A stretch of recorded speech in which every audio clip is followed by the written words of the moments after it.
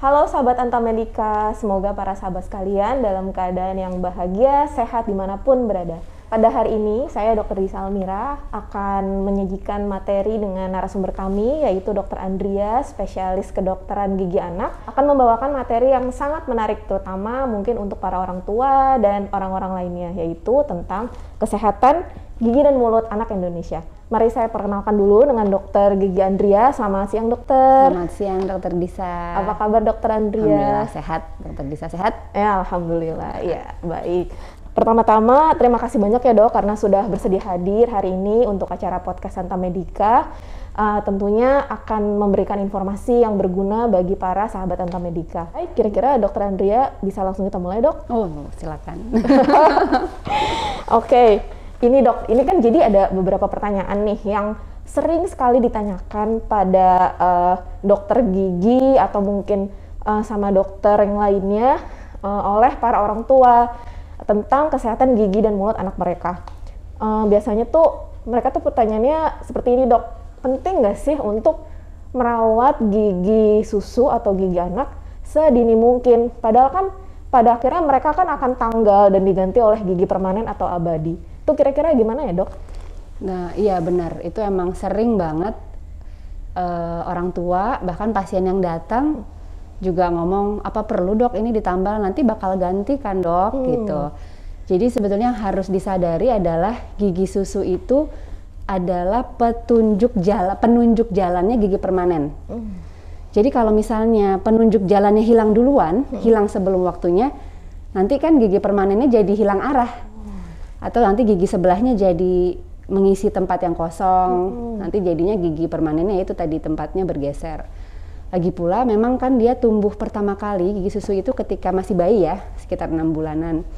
Dan tumbuh full gigi susu itu lengkapnya umur 3 tahun. Nah, dari 3 tahun baru mulai ganti itu 6 tahunan atau 5,5 tahun ya, tergantung anaknya. Dan selesai, itu kan ada yang copot, ada yang tumbuh baru, dan itu mulainya dari 6 tahun, selesai kira-kira umur 11 atau 13 tahun. Jadi itu kan masih lama cukup banget, lama ya, dan itu periode dia usia sekolah, udah usia SD. Jadi bayangin kalau misalnya giginya nggak dirawat, kemudian selama periode SD itu anaknya sakit gigi, atau sering demam jadinya, itu kan pasti mengganggu tumbuh kembangnya dia. Betul. Terus selain itu nih dok, kira-kira kapan sih waktu pertama anak itu bisa atau harus dibawa untuk melakukan perawatan ke dokter gigi? Melakukan perawatan ke dokter gigi, ya pas sudah ada giginya ya. Ya kalau nggak ada giginya bingung juga apa yang ya kadang-kadang, tapi ibu zaman sekarang jangan salah, ada loh yang kan dia udah tahu nih 6 bulan tumbuh gigi. Kadang ada yang udah datang, dok gimana nih kok belum ada ya giginya, ada juga sih yang gitu. Cuman paling enggak minimal ketika dia udah usia setahun, itu biasanya udah ada 1, 2 atau beberapa gigi yang tumbuh, itu bisa dibawa anaknya ke dokter gigi. Untuk apa?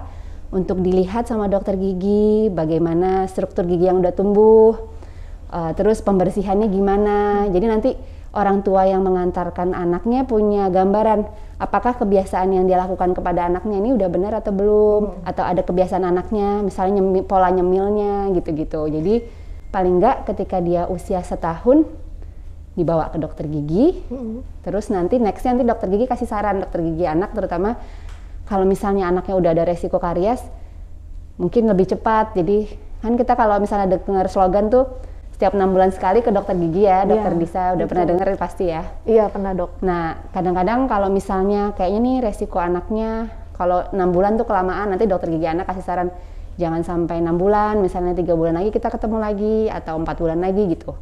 Tapi kalau misalnya kita oke-oke aja sih biasanya 6 bulan sekali.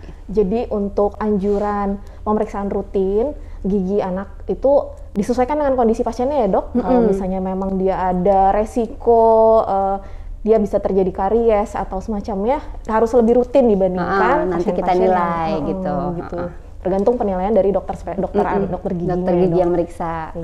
Dok, terus ini dok, kan anak-anak kecil tuh kalau diperhatiin kadang giginya suka gigis gitu loh dok. Jadi kayak menghitam terus lama-lama ngecil terus abis sisa cuman kayak ompong, bisa bikin anaknya ompong. Terus itu kira-kira apa aja sih dok yang bisa menyebabkan seperti itu atau kebiasaan-kebiasaan tertentu yang bikin gigi anak seperti itu dok? Itu penyebabnya sih bakteri ya. Jadi gigi itu kalau kita sih bilangnya itu karies sih sebetulnya ya. Gigis itu karies lah, gigi berlubang sih pada dasarnya. Jadi penyebabnya itu bakteri, jadi bukan karena keturunan. Kadang-kadang, oh iya nih gigi anak saya bolong banyak gitu. Atau ini saya juga dulunya kecilnya juga gini dok, pasti keturunan gitu. Sebetulnya itu bukan keturunan ya. Itu penyebabnya sih bakteri. Ya cara mencegahnya adalah memang harus pembersihan gigi yang baik, sama ada kebiasaan pola nyemilnya jangan terlalu sering gitu. Ada dibatasin lah kan, kalau misalnya kita lihat jadwal makan tuh snack time tuh mungkin paling 2 kali 3 kali sehari ya. Ya. Terutama yang lengket dan manis, jadi jangan sampai misalnya biskuit atau marshmallow atau apa tuh anak punya akses yang mudah, jadi nanti setiap kali dia lewat dia ambil, setiap kali dia lewat dia ambil. Itu wah nggak boleh banget ya dok ya, jangan ya dihindari. Insya Allah sih gitu. cepet habis ya giginya kalau gitu. Snacknya habis, giginya habis juga ya dok. Ya oke. Terus kan ada tuh mitos atau orang-orang dulu suka bicara kalau anak pakai dot atau anak punya kebiasaan ngempeng tuh nanti giginya maju loh tumbuhnya gitu. Tuh kalau menurut dokter Andrea seperti apa tuh dok? Itu bukan menurut aku ya, memang penelitiannya berkata itu benar. Jadi mengenyot dot itu kan biasanya akhirnya anaknya melakukannya panjang ya, lama, misalnya dibiarin gitu. Nah cara ngenyot itu kan gerakan pipinya gini ya. Padahal lengkung rahang itu harusnya tumbuhnya kan melebar gini. Jadi akhirnya jadi konstriksi tuh rahangnya, mengecil, menyempit. Jadi karena dia menyempit, tambah lagi dia ngedot gitu. Ini kebayang nggak kalau ini lengkung? Berarti ini kan gigi serinya depan. Harusnya gigi seri kan jajar-jajar kayak pagar gitu, gini. Tapi karena lengkungnya mengecil, dia nggak ada tempat mau bikin gini. Akhirnya maju, ditambah lagi dia sering ngenyot dot. Jadi maju deh. Jadi gitu. termasuk pada anak-anak tuh kan suka ada yang punya kebiasaan ngisap jari, thumb sucking, ngenyot jempol atau ngenyot apapun, even kayak cuman rambut aja, tapi kalau dilakukan terus-menerus sering, terus di tempat yang sama giginya bisa miring loh. Bisa miring juga. Jadi banyak banget ya dok. Jadi sebetulnya gigi itu bisa tumbuh rapi asal nggak ada kelainan otot mulut, otot yang mempengaruhi gigi. Ototnya itu otot pipi, bibir, dan lidah. Jadi ya kalau suka ngenyot tuh kan lidahnya ngapain di belakang, atau pipinya gini, atau bibirnya gini, ditambah lagi jari gitu kan. Ya udah deh, giginya bergeser. Giginya maju. Kalau misalnya terjadi seperti itu dok, kira-kira setelah dia tumbuh dewasa itu akan terus maju seperti itu, atau dia ada kemungkinan bisa balik lagi ke susunan awalnya sih dok? Sebetulnya kalau kita kenali penyebabnya atau keadaan itu kita kenali cepat, jadi kalau anak-anak itu kan masih tumbuh kembang, sama seperti bahwa tumbuhnya masih tambah tinggi, rangka kepala juga masih tambah besar, lengkung rahang juga masih tambah besar gitu. Misalnya kita udah tahu penyebabnya dihilangkan, terus nanti biasanya dokter gigi anak akan memberikan perawatan ortodontik interseptif. Interseptif itu artinya mencegah supaya nggak tambah buruk. Jadi nggak mesti pakai alat orto yang kayak orang besar pakai, tapi ada alat-alat atau ada cara-cara kayak terapi tertentu yang dilakukan sendiri oleh orang tua dan anak supaya mencegah itu tambah buruk, memperbaiki ininya gitu. Ini informasi bagus banget ya dok. Masalahnya kan banyak tuh orang-orang yang udah ngecat biarin aja gitu, tapi nggak tahu konsekuensi kedepannya gitu. Terus ternyata dia bisa juga setelah dikonsulkan ke dokter gigi anak, ada cara-cara yang orang tua bisa lakukan di rumah sebagai tindakan preventif supaya tidak terjadi perburukan lah, kurang lebih kita sebut. Yang penting kalau udah tahu itu kebiasaan buruk, harus dihentikan kebiasaan buruknya. Dia harus di stop dulu ya dok, karena kalau nggak di terapi apa percuma. Tetap juga ya. Oke. Terus ini pertanyaan yang terakhir, tapi menurut saya ini sering banget ditanyakan sama orang tua. Anak-anak tuh kan nggak tahu tuh dok tentang pentingnya menjaga kebersihan gigi dan mulut. Jadi kadang tuh kalau disuruh sikat gigi tuh mereka kabur lah, nangis lah gitu, atau digigit gitu si sikat giginya. Itu kan bisa istilahnya menghambat kita untuk mempertahankan kebersihan gigi dan mulutnya. Kira-kira kalau dari dokter Andrea ada nggak sih tips and triknya dok supaya anak tuh mau atau misalnya bisa mengerti tentang menjaga kebersihan gigi dan mulut? Tipsnya, triknya adalah ngajarin ke anak itu dari awal banget, bahkan dari sebelum dia punya gigi. Jadi sama kayak anak-anak kita ajarin mandi kan sejak dia lahir. Kan pasti ada saatnya dia nggak mau mandi, dia bilang gitu, nggak mau, itu kan nggak mau keramas kan ada tuh. Tapi kalau ibunya kan tetap aja, walaupun dia nggak mau, walaupun itu tetap dikerjain. Nah sama sikat gigi juga gitu. Jadi waktu bayi baru lahir, jadi gini, Persatuan Dokter Gigi kan udah ngasih tahu ke masyarakat, menyikat gigi itu pagi sesudah sarapan dan malam sebelum tidur. Nah kebiasaan itu bisa diinin ke anak bayi. Waktu dia mandi pagi, sekalian dibersihin gusinya, pakai kasa aja. Terus waktu malam mau tidur kan biasanya mungkin ganti pampers dulu atau apa sekalian. Itu sambil dibilangin ini bersihin gusi dulu ya, biar bersih mulutnya. Nanti kan waktu dia tumbuh gigi, itu kan dilanjutin terus. Iya betul. Jadi dia udah punya kebiasaan, orang tua juga udah punya kebiasaan melakukan hal itu. Walaupun nanti anaknya bilang nggak mau sikat gigi,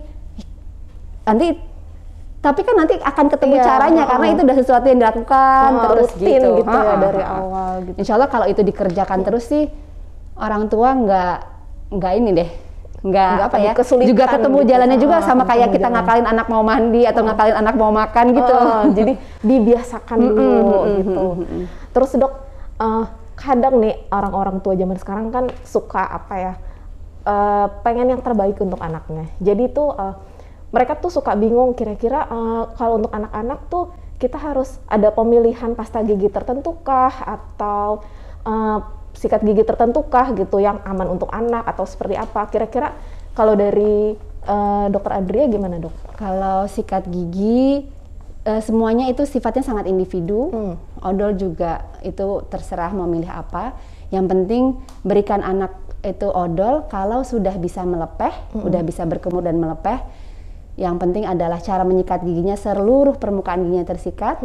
Jadi pastikan sikat gigi yang dipilih itu bisa menyikat. Jadi kalau terlalu besar pasti nggak bisa sampai ujung. Kalau terlalu empuk kadang-kadang kita juga kayaknya keempukan nih, jadinya nggak keangkat kotorannya. Jadi emang gitu kita harus pilih, anak juga ikut kan dalam memilih. Misalnya dia bilang ini nggak enak, kalau nggak enak kan otomatis dia nggak mau disikat pakai itu gitu. Jadi itu emang harus dicoba. Kalau perlu sekalian waktu kontrol ke dokter gigi itu bisa dibawa, gimana dok ini sikat giginya ini cocok nggak gitu. Itu bisa kalau misalnya ragu ya, tapi sebetulnya nggak pun dikonsultasikan itu nggak masalah. Yang penting terasa ini kayaknya nggak bisa nih bersihin ujungnya gitu, atau ini keempukan atau ini kekerasan. Yang penting semua permukaan gigi itu bisa disikat, itu nggak masalah. Jadi tidak ada suatu bahan khusus gitu, yang penting usah. Yang penting kalau belum bisa melepeh itu jangan nanti ditelan sama dia, udah gitu aja sih. Dok, kalau boleh nggak dok, usia berapa sih kira-kira anak itu bisa dilepas untuk sikat gigi sendiri gitu? Patokannya gini, sebetulnya menyikat gigi itu tindakan yang agak rumit karena dia memerlukan kemampuan motorik halus. Jadi karena dia harus bisa begini, harus bisa begini, nyikat atas belakangnya. Jadi patokannya adalah kalau sudah bisa menulis, berarti kita udah bisa ngajarin dia untuk mengginiin tangannya ke belakang. Tapi kalau dia nulis juga masih belum oke, tapi berarti dia nyikat gigi belum terlalu oke juga. Jadi harus dibantu sama harus orang dibantu. tuanya ya dok. Oke. Kayaknya itu sudah, pertanyaan kita sudah selesai. Luar biasa banget ya dok. Maksudnya ini ilmu yang sangat bermanfaat untuk para sahabat Antamedika, untuk orang tua di rumah gitu. Jadinya ini kan dari pemaparan dokter Andrea tadi ini menjawab nih kebingungan para ibu-ibu gitu. Kapan sih harus dibawa ke dokter anaknya? Kapan sih anak bisa dilepas sikat gigi? Atau misalnya gimana sih ngajarin anak supaya sikat gigi gitu? Kesimpulannya kurang lebih sih intinya anak itu harus diajarkan untuk menjaga kebersihan gigi dan mulut sedari dini. Terus nggak usah bingung juga kenapa sih tetap harus dirawat, padahal kan itu ujung-ujungnya akan tanggal, karena itu menjadi jalan ya dok, penunjuk arah untuk gigi yang permanen supaya dia stay di tempatnya. Jadi dia nggak hilang arah. Hilang arah. Bukan alamatnya, jangan alamat palsu gitu ya. Bener. Jadi terus habis itu juga kebiasaan-kebiasaan seperti ngemil, terus habis itu ngempeng atau ngedot itu juga bisa mempengaruhi dari struktur maupun kesehatan gigi dan mulut. Betul. Ada yang mau ditambahkan mungkin Nggak dok ada, kira-kira? udah oke dokter. Baik, terima kasih banyak ya dok atas waktunya, Ya, Dokter Andrea, sama-sama. spesialis kedokteran gigi anak, atas informasinya hari ini yang sangat bermanfaat untuk para sahabat Antamedica. Demikian podcast Antamedica pada hari ini yang bertema kesehatan gigi dan mulut anak Indonesia. Nantikan podcast Antamedica berikutnya dengan materi yang lebih menarik dan jangan lupa di subscribe channel RS Antamedica di YouTube dan juga follow Instagram kami @antamedica. Dan juga tetap patuhi protokol, jalankan 5M, stay safe, stay healthy, stay happy. Saya Dr. Diksa dan Dr. Andrea undur diri dulu dari podcast Antamedica. Podcast Antamedica, We serve with care.